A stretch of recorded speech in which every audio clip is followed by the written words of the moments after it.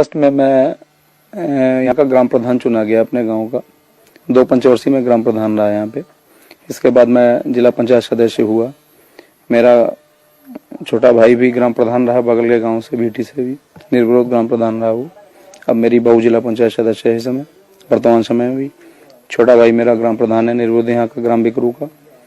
और मेरी पारिवारिक पृष्ठभूमि, मेरे बाबा भी यहाँ के जमींदार भी थे और ग्राम प्रधान भी थे, बाद में हुए।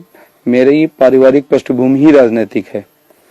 तो राजनीतिक पृष्ठभूमि तो मेरी पारिवारिक है, मेरी पैदाइशी कहिए तो आप पैदाइशी है। विकास दुबे जी, किस तरह से आपको कहा जाता है कि आप अपराध में डॉन नाम से बोला जाता है कि आप माफिया हैं, डॉन हैं, और लेकिन आपका राजनीतिक करियर है, क्या है बेसिकली, हकीकत क्या है? देखिए, एक्चुअल राजनीति में लाने का श्रेय मैंने पढ़ाई में ग्रेजुएशन किया है मैंने, और मैं अच्छा स्कॉलर रहा हूँ अपने टाइम का। राजनीति में लाने का श्रेय मुझे स्वर्गीय हरिकिशन श्रीवास्तव जी का है, जो मेरे राजनीतिक गुरु थे और उत्तर प्रदेश के कई बार मिनिस्टर रहे और उत्तर प्रदेश विधानसभा के अध्यक्ष भी रहे वो। उन्होंने मुझे राजनीति में लाने का प्रयास किया और उन्हीं के प्रयास से मैं राजनीति में आया। और जिस दिन से मैं राजनीति में आया तो लोगों को मेरे प्रभाव से और मेरी लोकप्रियता से जेलसी होने लगी। आज तक कोई भी ऐसा मामला नहीं है जिसको मैंने अपने हाथ से मैंने कोई अपराध किया हो या मैंने कोई अपराध को बढ़ावा दिया हो। अपराध से मेरा कोई दूर दूर से रिश्ता नहीं है। मेरी राजनीतिक वर्चस्व की जंग है जो मेरे जिंदगी तक और मेरे मरते दम तक जारी रहेगी। लेकिन इस राजनीतिक वर्चस्व की जंग में बम, गोली और हत्या ये सब चलता नहीं, ऐसा नहीं है। हमारे यहाँ हमारी राजनीतिक जंग में कभी भी ऐसा कुछ भी नहीं हुआ कि मैंने किसी को मरवाया हो या किसी को मारा हो या किसी को मारने के लिए प्रेरित किया हो। किसी के ऊपर आरोप लगा देना, आप तो समझते हैं कि उत्तर प्रदेश में होता क्या है कि मर्डर कहीं होता है, फंसाए कई लोग जाते हैं। मर्डर कोई करता है, उसके भाई, उसके खानदान, उसके परिवार, उसके सब सारे लोगों को फंसाया जाता है। ये उत्तर प्रदेश की एक ये ट्रेंड बन गया है लोगों का राजनीति में फंसाने का, और उसी का मैं शिकार हुआ हूँ। श्रम राज्य मंत्री संतोष शुक्ला का हत्या का आपके ऊपर आरोप लगा, उस वक्त आप कहाँ थे? क्या वो हत्या आपने की? जी नहीं, जिस दिन उनकी हत्या हुई थी उस समय मैं थाने में अपनी FIR लिखाने हुए गया हुआ था। मेरे ऊपर अटैक हुआ था। उसके बाद मैं जब वहां से चला आया, जब अपने ऊपर अटैक किया मेरे ऊपर, मैं उस दिन कानपुर जा रहा था अपनी पत्नी को लेकर। वो बीमार थी, उनको किडनी पेन था। रास्ते में मेरे ऊपर बम से अटैक किया गया, बम और गोलियां चलाई गई मेरी गाड़ी पर। तो मैं उसकी FIR, जब मैंने SP कानपुर देहात को फोन किया कि मेरे ऊपर इस तरीके से घटना हुई, तो उन्होंने मुझे कहा कि आप वहीं रुकिए, मैं फोर्स भेज रहा हूँ। फोर्स मुझको वहां से लेके आया, मैंने थाने में FIR लिखाई और मैं चला आया। इसके बाद थाने में जिन मंत्री जी का आप नाम ले रहे हैं, वो मंत्री जी किन्हीं कारणों से अपना पहुंचे और उन्होंने किसी तरीके से पुलिस से उलझाव किया। वहां लोगों से उनकी कहासुनी हुई। इसके बाद क्या हुआ क्या नहीं हुआ उससे मेरी जानकारी नहीं है। उनकी हत्या की जानकारी या उनके मरने की जानकारी मुझे लखनऊ में हुई। हत्या के कई चश्मदीद थे। मनोज शुक्ला, जो संतोष शुक्ला मंत्री के भाई थे, उन्होंने आपको देखा था कि आपने गोली मारी है? नहीं, ऐसा कुछ नहीं। ये देखिए, इस बात को तो अदालत में इसका ट्रायल हो चुका है मुकदमे का, और अदालत में इस चीज साबित हो चुकी है कि मनोज शुक्ला पेशबंदी में उनसे, मनोज शुक्ला के साथ जितने उनके गनर, संतोष शुक्ला जी के साथ गनर, शैडो ड्राइवर और उनके प्राइवेट लोग थे, उन्होंने सारे ने गवाही दी कि जिस समय संतोष शुक्ला का मर्डर हुआ उस समय विकास दुबे या जो लोग आरोपित लोग हैं इनके परिवारजनी, ये लोग मौके पर नहीं थे। इनका नाम पुलिस के कहने पर FIR में लिखाया गया। जैसा पुलिस ने कहा मैंने वैसा FIR में लिखाया। अब वो मुकदमा ट्रायल होने के बाद भी उसमें दोष मुक्त हो चुके हैं सारे लोग, और उस मुकदमे की कार्रवाई सारी जो कुछ थी वो समाप्त हो चुकी है। मैंने अदालत में सरेंडर किया, न्याय में मेरा विश्वास था, मैंने अदालत में सरेंडर किया और उस मुकदमे को फेस किया। सारे ट्रायल को, जितने दिन ट्रायल रहा मैं अंदर रहा। मैंने ट्रायल पे मेरा जब ट्रायल हो गया, मैं समाप्त हुआ, मेरा मुकदमा खत्म हुआ, उस समय मैं जेल के बाहर आया। विकास दुबे जी, आप इस बात से सहमत हैं कि संतोष शुक्ला मंत्री जो थे उनसे आपकी डायरेक्ट चुनावी रंजिश थी? नहीं, ऐसा मेरी उनकी कभी कोई रंजिश, यहाँ तक कि मेरा कभी कोई गाली गलौज तक नहीं हुआ उनसे। हाँ, राजनीतिक वर्चस्व की जरूर लड़ाई थी। टॉन है, क्या आप मानते हैं? नहीं, ऐसा कुछ भी नहीं है। मेरी ओपिनियन, आप क्षेत्र में जाइए, हमारे कम से कम विधानसभा, अगर पूरे जिले में नहीं जा पाते हैं तो कम से कम मेरी विधानसभा में जाके और प्रति गाँव एक आदमी से सर्वे करिए। खाली विकास दुबे के बारे में व्यक्तिगत है, विकास दुबे का एक काम देखिए। विकास दुबे इस क्षेत्र के सबसे बड़े लैंडलॉर्ड हैं। हमारे पास सारे हैं। मैं स्वयं की खेती कराता हूँ, स्वयं का मेरा व्यापार है, स्वयं का मेरा शेड कारपोरेशन का काम है। मेरा आर्थिक भी है, आज तक मैंने कोई आर्थिक ऐसा नहीं कि मैंने कोई आर्थिक अपराध कराया हो, किसी अपराध में संलिप्त रहा हूं। आरोप लगा देने से ही कोई अपराधी उड़ान नहीं हो जाता है। विकास दुबे के वर्चस्व को कम करने के लिए ये सारे मुकदमे फर्जी लगाए गए, जो कि अदालत में सारे खत्म हो चुके हैं। 2-4 मुकदमे भी ट्रायल पर हैं, जिनका मैं फेस कर रहा हूं, और ट्रायल होने के बाद जो भी अदालत निर्णय करेगी उसको मान्य करूंगा। मैं एक चीज जानना चाहता हूँ, छात्र जीवन से लेके अब तक आपके ऊपर कितने मुकदमे लगे गए, कितने में आप बरी हुए, कितने अभी आपके ऊपर चल रहे हैं? मेरे हिसाब से 45 मुकदमे आज तक मेरे ऊपर खिलाफ कायम किए गए। किस तरह के? गैंगस्टर के हैं, गुंडा एक्ट के हैं, पुलिस के। अभी आपने बताया सहारनपुर में साहब दिखाया कि साहब वो गैंगस्टर में वहां से वांछित थे, तो चूरन, नशे का चूरन खा रहे थे आप। जो आदमी अपने पूरी लाइफ में जिसने चाय न पी हो, 22 साल से चाय न पीता हो, उस आदमी को नशे का चूरन खाते हुए बता रहे हैं। आप सोच समझ सकते हैं कैसे मुकदमे पुलिस लगाती है, ये पुलिस स्वयं जानती है।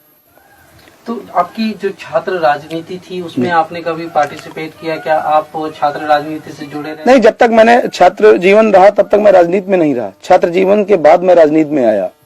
छात्र जीवन मेरा बिल्कुल एकदम संयमित था। मैं छात्र जीवन, मैंने जैसे एक छात्र का जीवन होता है वैसे मेरा संयमित जीवन था।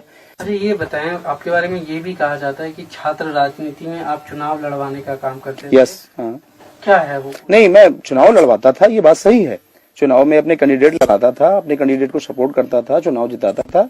ये आप मान लीजिए कि हो सकता है ये गॉड गिफ्टेड भी रहा हो मेरे साथ, क्योंकि मुझे राजनीति से छात्र जीवन में ही कुछ मेरे अंदर जम्स आ गए थे कि नहीं है, किसी को प्रेसिडेंट बनाना है अपने यार मित्र को, या ये आदमी अच्छा है, इस काबिल है, किसको प्रेसिडेंट बनाया जाए, इसको महामंत्री बनाया जाए। लेकिन ये भी कहा जाता है कि आप इसी राजनीति से इतने प्रेरित हुए कि आपने संतोष शुक्ला को बीच थाने में इतने सारे लोगों की भीड़ में मारा, जो आप पे आरोप लगे, और आप हाईलाइट होना चाहते थे, इसीलिए आपने ये सब कारनामे किए। ये कहाँ तक सच है? देखिए, ये सब मनगढ़ंत बातें हैं और बेबुनियाद बातें हैं। संतोष शुक्ला की ना तो मैंने हत्या की और न कभी मैंने उनका हत्या का ख्याल लाया मेरे जीवन में, और मैं भी उनसे, जिन लोगों ने हत्या की है उनसे मैं सहमत नहीं हूँ। किन्हीं लोगों ने भी की हो उनकी हत्या, क्योंकि राजनीति में वर्चस्व में इतनी है। लेकिन संतोष शुक्ला की छवि चूंकि हमारे यहाँ अच्छी नहीं थी। संतोष शुक्ला के, विकास दुबे के कोई दुश्मन नहीं थे। संतोष शुक्ला ने जिन 50 लोगों को, हजारों लोगों को यहाँ जबरिया जेल में बंद कराया फर्जी मुकदमे लगवा के, हो सकता है उन्हीं में से कोई उनका इंटेंशन रहा हो। और इवन यहाँ तक मालूम है कि संतोष शुक्ला के परिवार में, खुद संतोष शुक्ला ने 4 मर्डर करा रखे हैं अपने परिवार में। ये शायद आपको जानकारी नहीं होगी, मैं आपको व्यक्तिगत जानकारी बता रहा हूँ।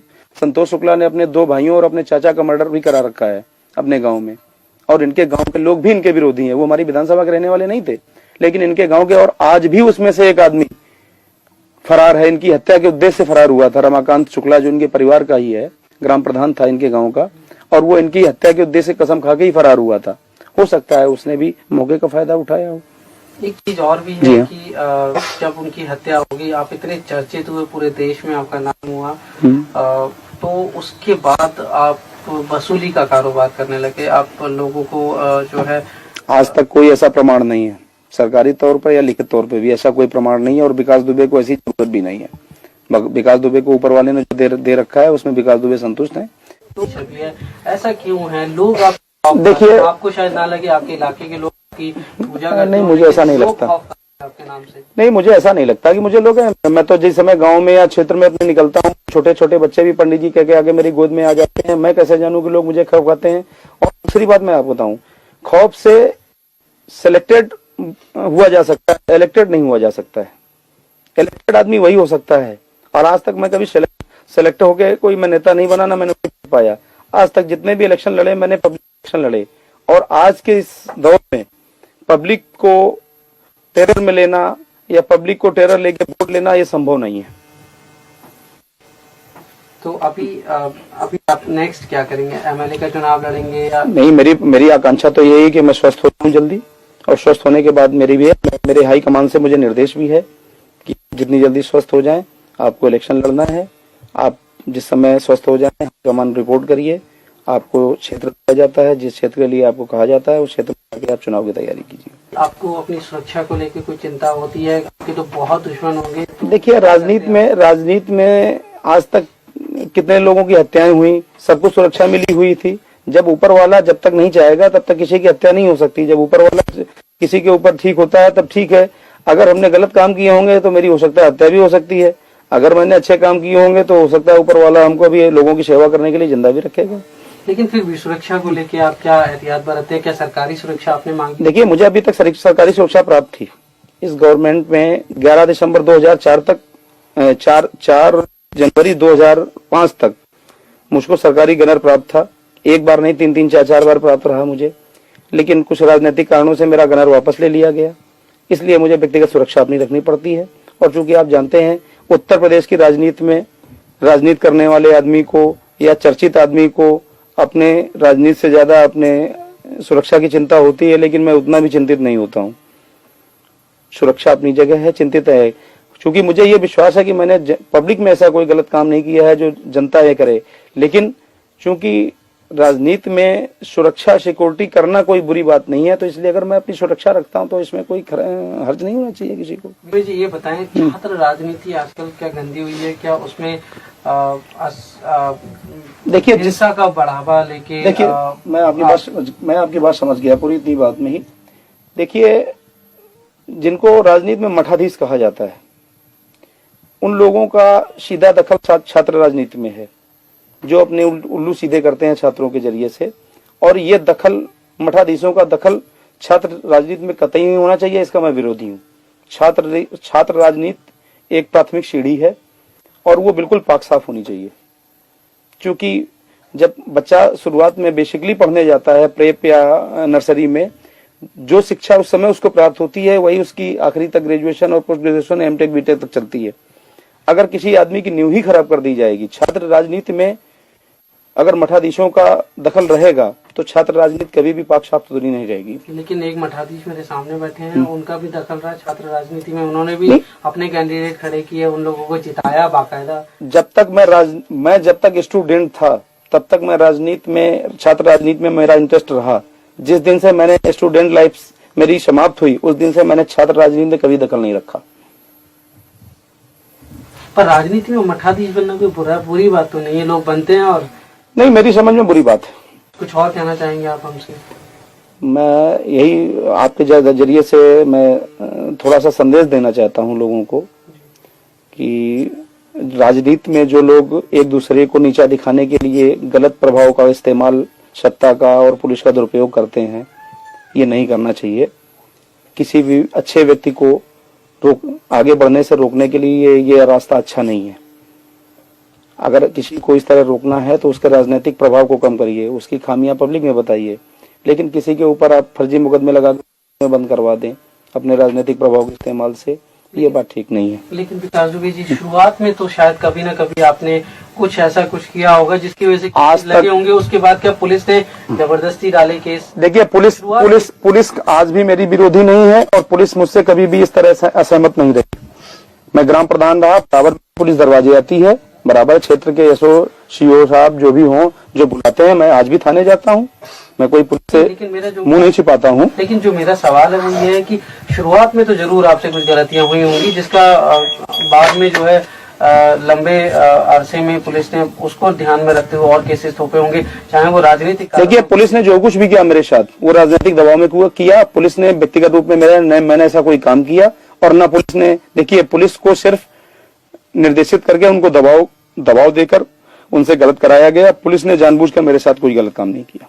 उत्तर प्रदेश और बिहार में राजनीति में, पुलिस में राजनीति का इतना ज्यादा दखल है कि आगे चल के राजनीतिज्ञों को लेके पब्लिक जूता लेके दौड़ेगी, राजनीति करने वालों को पसंद नहीं करेगी। किसी दिन हिंदुस्तान में 2 स्टेट ऐसे हैं आपके, ये इनमें राजनीतिज्ञों को देखना पब्लिक पसंद नहीं करेगी।